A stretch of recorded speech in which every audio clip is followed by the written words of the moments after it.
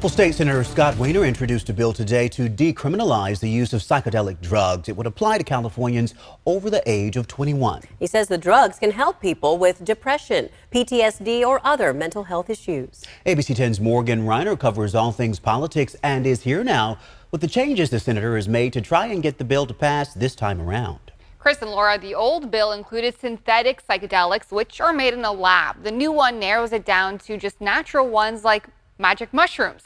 A Republican lawmaker told me that's still way too broad. Michael Young is a patriot. I love my country, so I heeded the call to service and joined the U.S. Army. 10 years later, he returned home. My nights were sleepless with anxiety. My days were paralyzed by depression. He credits one thing in his recovery. Thank goodness I found psychedelics.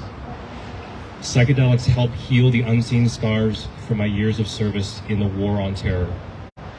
This sacred plant medicine showed me how to put myself back together again. State Senator Scott Wiener wants this to be widely available. We are not the first here.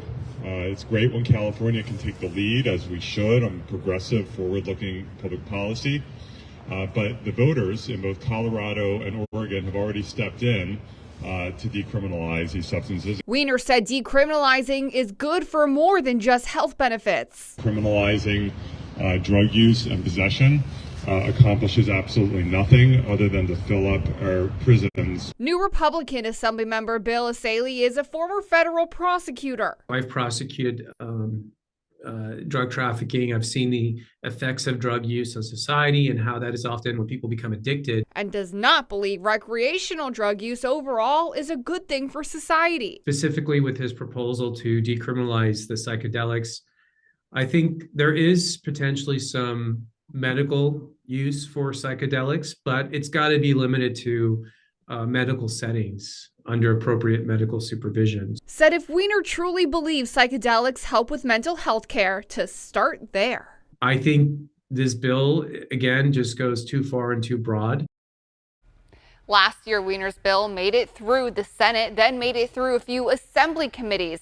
That is where it eventually died. Now, law enforcement groups at the time were also against this bill.